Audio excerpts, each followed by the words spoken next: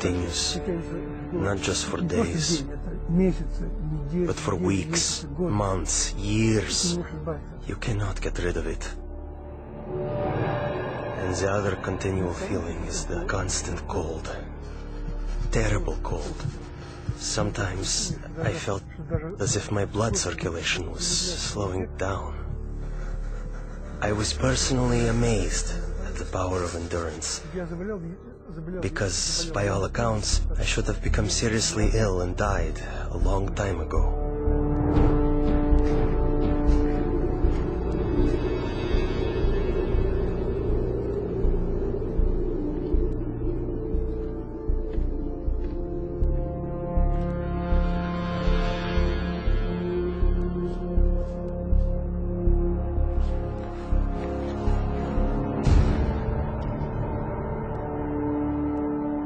One night, I was thrown into a cell with a broken window.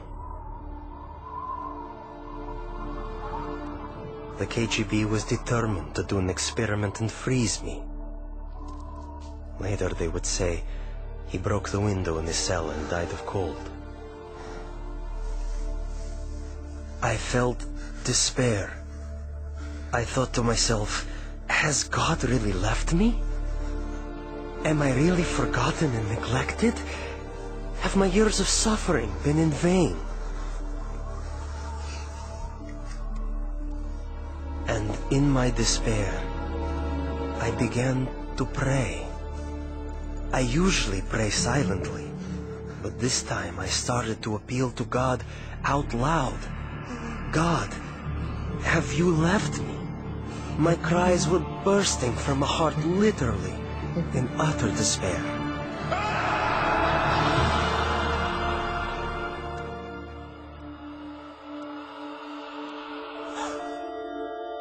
One night I had a dream. In my dream, I was told to pray for Alexander.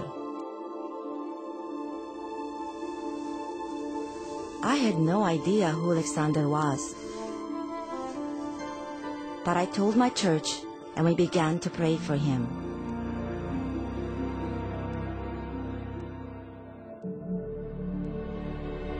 And right then, I suddenly felt a palpable physical warmth.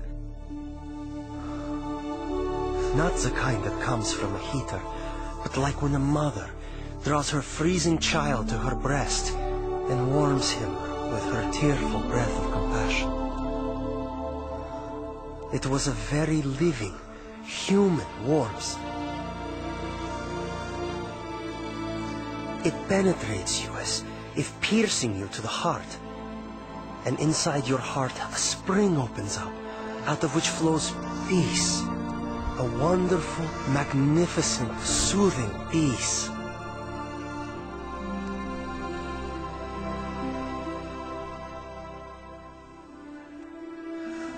I felt a very loving, brotherly touch. Someone's caring hand touching my shoulder. I actually felt it. And this gesture represented the words, "You are not alone. You are not abandoned. We are with you. We are sharing your suffering." This warmth was the energy God gave me to feel physically the heat of prayer with my own skin, my own being. As if the prayers converted the energy of love into the energy of warmth.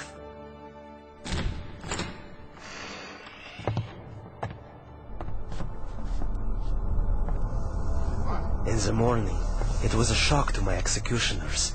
They couldn't understand.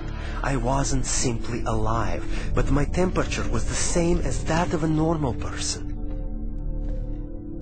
I heard the doctor explaining to my executioners in the corridor, "This is impossible. We can't explain it." About 6 months later, we received a letter from Open Doors to pray for Alexander. And we finally found out who this Alexander was. We had been praying for 6 months without knowing anything about him.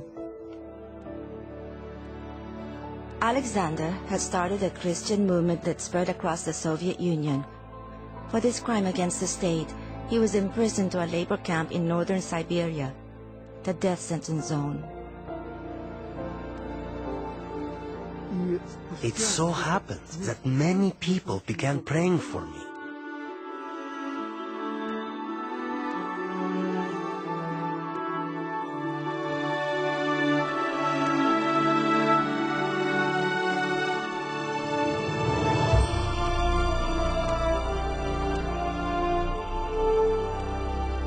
And that was exactly when they released me.